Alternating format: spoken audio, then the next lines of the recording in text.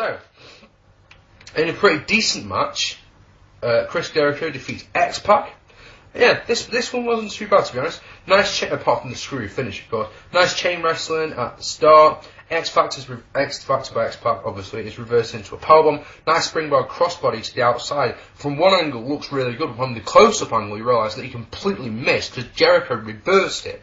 So that was nice. Pac, from that, he slammed into the mat. So, like I say, from one angle, it looked like, oh, that was really nice. From the other angle, it was just like, ooh.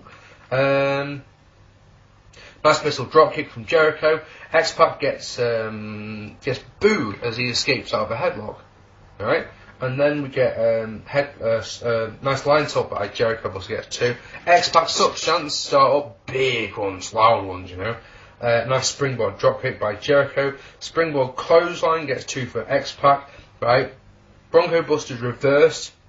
Underhook backbreaker by Jericho. Looks sweet. Superplex.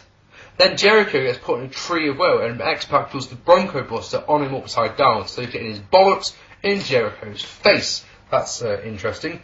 And then Curtis Hughes, who of course was Jericho's bodyguard at the time, he takes out the referee for a DQ, which is weak. Then the Road Dogg comes out and takes out Hughes and Jericho. Yeah, it's not bad. It's like a 2.5 maybe star. Like I say, the chain wrestling at the start was really nice. Really good stuff from both men. There was a lot of that aerial stuff that was nice. Remember, I've got absolutely 0 time for X-Pac, so yeah. So, and then we go on to the main event. Remember that this show's been bollocks. I'm sure you can tell from what I'm saying. This show has not been pretty. To give it a bit of saving grace. This is about an interesting thing. In all the reviews that I read online of this show before I watched it, they all said that they liked the undercard, but they thought the main event was rubbish. I, for some reason, I'm on the complete other wavelength here. I think that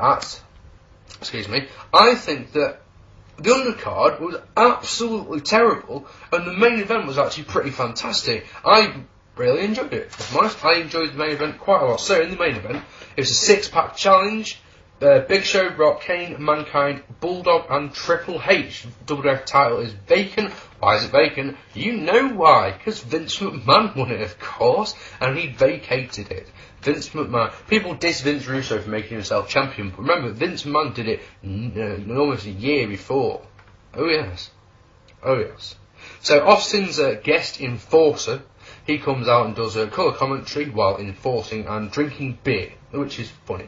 And it's quite weird because at the start, for like the first 10 minutes or so, Austin does a pretty good job of putting each man over. As each man's in the ring, he puts them over. He puts Big Show over, saying his size. He puts Mankind over, being crazy. He puts Rocky. In fact, the only person he doesn't put over is Triple H, to be honest.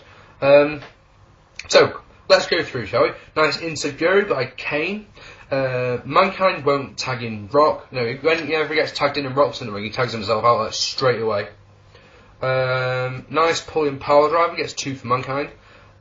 Russian leg sweep gets 2 for Rock. Brawl erupts on the entrance ramp. Pulling power driver by Mankind on the ring steps on Triple H. That's really nice. Then all the striking refs come out. Remember what I said before about the refs? They all come out. They stand at ringside, looking vexed. Rock grabs one of Austin's beers and used the dreaded, wait for it, Budweiser of Doom to the eyes! Refreshing beer in my face! Nice DDT on Kane by Mankind.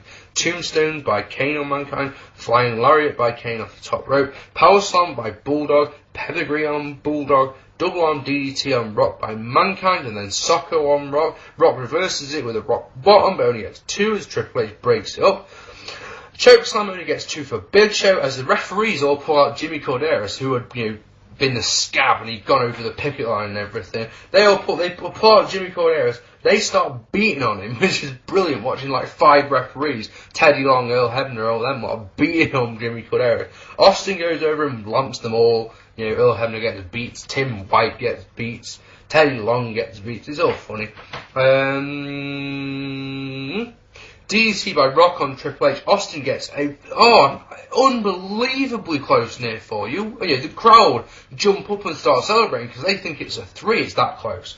Rock bottom on Triple H. People's elbow only gets 2 as Big Show pulls Austin out. Bulldog cracks Rock over the head with a chair. Triple H pedigrees Rock, and Austin, of course, is forced to count the 3. Triple H is your new WWF champion, and one of those storylines that once again doesn't make any sense. The same sort of thing happened in 2005. Do you remember? Triple H is champion, he's in a triple threat match with Edge, Chris Benoit. Triple H loses the belt. To win it, they hold it up, and at the next pay-per-view at New Year's Revolution, Triple H wins it again. You're like, that was stupid. This was the kind of same part thing. Triple H gets in Austin's face saying, you have to count me, rah. So Austin hits a massive stunner. Wasn't a great show, obviously wasn't the worst WWF show we've seen in the year. That was King of the Ring, but it wasn't good. It really was not a nice show. There was, the main event was the only good match. Oh, you could you could call Jericho X-Pac a good match. You could say that Jarrett versus China was alright. But that's it. The rest was poor. And the fact, incidentally, just for anyone who's wondering, I gave the women's match a dud, The Kennel from Hell, I give a dud also. So when you've got two duds on a show, you've got shitty wrestling all round. Do you know some people online, I've seen it on Amazon, if you go to buy this VHS, there's reviews on there. Some people gave Kennel from Hell 8 out of 10.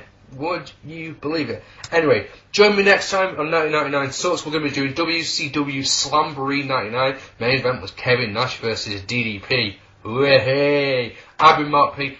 This has been 1999. Sucked ass, because it did. Just admit it. Just for everyone who disses this series and goes, 99 was great. The Attitude Era was great. I agree. It's just the pay-per-views, as a rule, were bollocks.